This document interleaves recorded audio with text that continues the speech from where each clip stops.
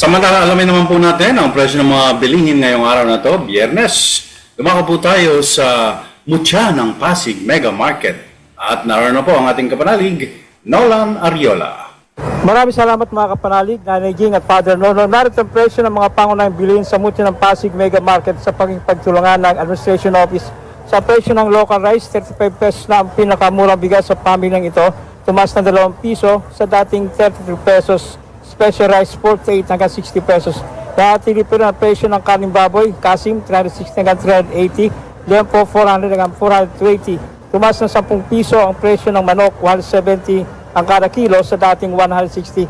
Sa presyo ng mga isda tilapia 90, bangos 155, tulingan 260, pampano 360, galunggong 200 pesos. Salay 280, pambakol 320, yellowfin 400, alumahan 240, tawilis 120, tamban 120, hasa-hasa 240, iwas 220, sari-saring isda 280 pesos kada kilo, torsilyo 260, loro 200, banak 200 pesos. Tumaas ng 20 hanggang 60 pesos ang presyo ng ilan sa mga gulay. Sibuyas na pula 110 hanggang 120, sibuyas na puti 110 hanggang 120, bawang 150 hanggang 160, kalamansi 100 hanggang 110, luya 190 hanggang 200, patatas 100 hanggang 120, carrots 120 hanggang 140 sa dating 200 pesos. Baguio beans 140 hanggang 160, peche bagyo 70 hanggang 80, sayote 60 hanggang 70, kalabasa 60 hanggang 70, sitaw 130 hanggang 140, ampalaya 120 hanggang 160, talong 100 hanggang 120,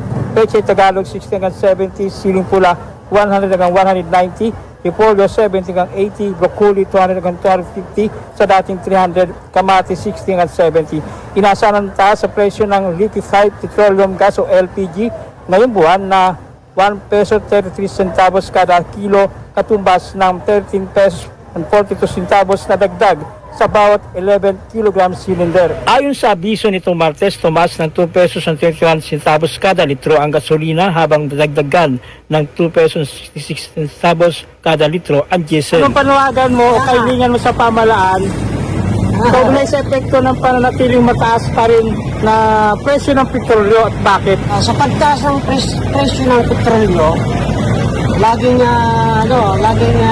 tuloy-tuloy. Bababa man siya, isang linggo lang din. Tataas na naman, ito ngayon, hindi na tumaas pero mataas pa rin. Kailangan talaga, babaan nila, babalik yung dati. Mas maganda yung balik yung dati para kami naman, maanuwag-nuwag kami, ang hirap ng biyahe namin. Dati, nagkukrodo lang kami ng 150. Ngayon, 250. Yan ang damdamin anawim ni Rex. Ang Immaculate Conception Cathedral ang pinakamalapit na simbahan sa Mutya ng Pasig Mega Market. Ang lagyang paalalan simbahang Katolika na palagi ang magtiwala sa Diyos dahil ihatid kanya sa tugatog ng pinakamagandang sitwasyon sa tamang panahon. Para sa Veritas 846 ang radyo ng simbahan. Ako ang inyong kapanalig, Nolan Ariola, sumainyo ang katotohanan. Veritas Pilipinas.